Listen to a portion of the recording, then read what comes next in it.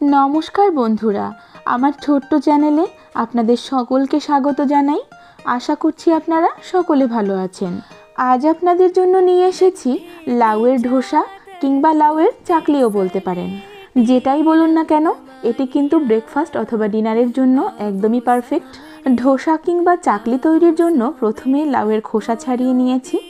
এবারে লাউটাকে অর্ধেক করে কেটে নিচ্ছি। আমি এখানে পুরোটা লাউ ব্যবহার করছি না, অর্ধেকটা লাউই কেটে নিচ্ছি।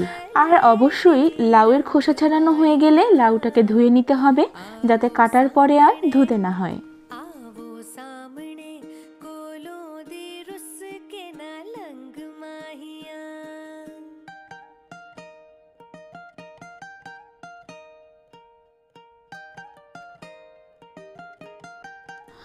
ছোট টুকরো করে কেটে নেওয়া হয়ে গেলে কোনো রকম জল ছাড়াই মিক্সচার গ্রাইন্ডারে বেটে নিচ্ছি আর একটা পাত্রে ঢেলে নিচ্ছি।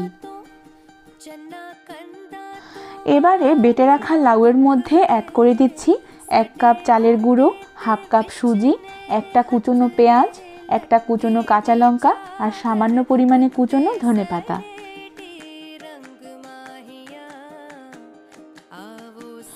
এবারে অল্প অল্প জল ঢেলে একটা ব্যাটার তৈরি করে নিচ্ছি।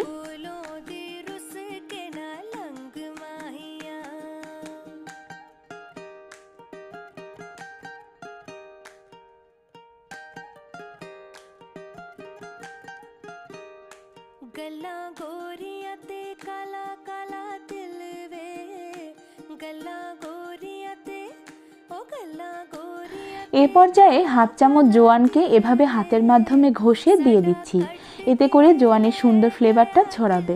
স্বাদ মতো চিনি অ্যাড করে দিয়ে ভালো করে মিশিয়ে নিয়ে ঢেকে রেখে দিচ্ছি 30 মিনিটের জন্য।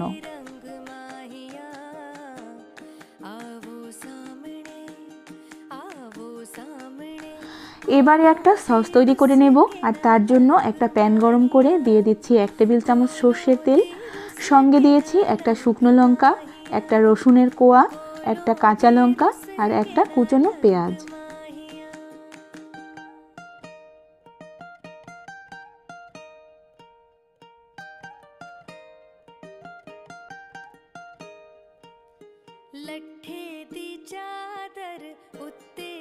হালকা ভেজে নিয়ে দিয়ে দিচ্ছি অর্ধেক করে কেটে রাখা 5টা টমেটো।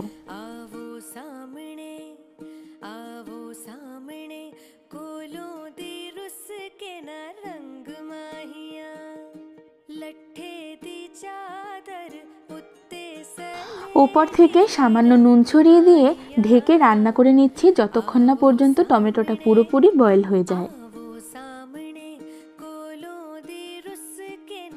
টমেটো বয়েল হয়ে গেলে গ্যাসের ফ্লেম বন্ধ করে দিয়ে ঠান্ডা করে নিয়েছি আর একটা মিক্সচার গ্রাইন্ডারের জারে নিয়ে নিচ্ছি।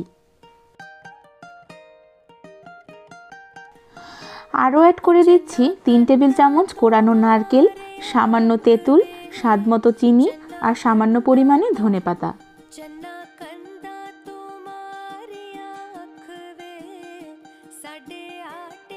বেটে নেওয়া হয়ে গেলে একটা পাত্রে ঢেলে নিচ্ছি।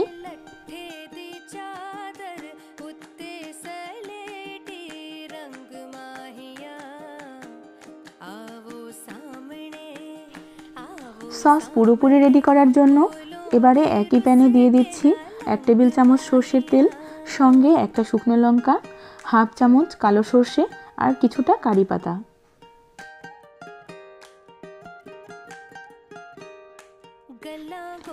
তেলের উপরে একটু নেড়ে নিয়েই একটা চামচের সাহায্যে কিছু সর্ষে এভাবে ভেঙে দিচ্ছি আর ভাঙা হয়ে গেলে নামিয়ে নিয়ে সসের মধ্যে দিয়ে দিচ্ছি।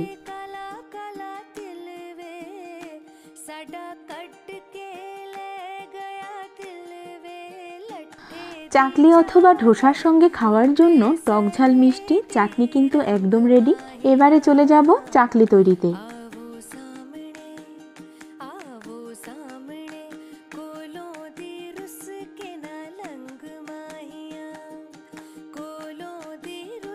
এই 30 মিনিটে সুজি আর চালের গুঁড়ো কিন্তু অনেকটাই ফুলে উঠেছে। এবারে আরও কিছুটা জল অ্যাড করে দিয়ে ব্যাটারটা পুরোপুরি রেডি করে নিচ্ছি।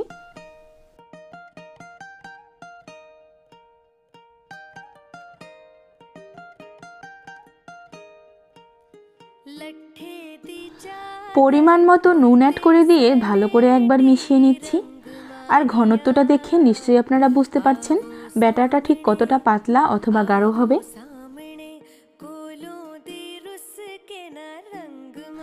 একটা প্যান ভালো করে গরম করে নিয়েছি আর তাতে কিছুটা সাদা তেল ব্রাশ করে দিচ্ছি। একটা গোল চামচের মাধ্যমে 1 চামচ ব্যাটার দিয়ে দিচ্ছি আর ঢেকে দিচ্ছি 1 থেকে 1.5 মিনিটের জন্য।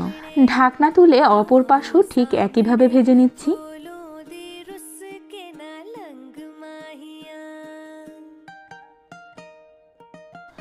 এভাবে দুপাশই একটু সময় নিয়ে ভেজে নিলে দেখবেন যেমন ক্রিস্পি হবে তেমন খেতে হবে দারুণ সুস্বাদু। সবগুলো চাকলি একইভাবে একটু সময় নিয়ে লাল লাল করে ভেজে নিচ্ছি।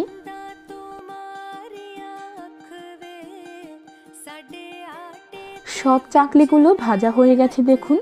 এই গরম গরম চাকলিগুলো কষানো হাঁসের মাংস আর তৈরি করে রাখা চাটনির সঙ্গে ডিনারে পরিবেশন করেছিলাম। তবে আপনারা চাইলে শুধুমাত্র চাটনি দিয়ে ব্রেকফাস্টেও এটি পরিবেশন করতে পারেন। আজকের এই রেসিপিটি ভালো লেগে থাকলে অনুরোধ রইল পাশে থাকা বেল আইকনটি ক্লিক করে দেওয়ার।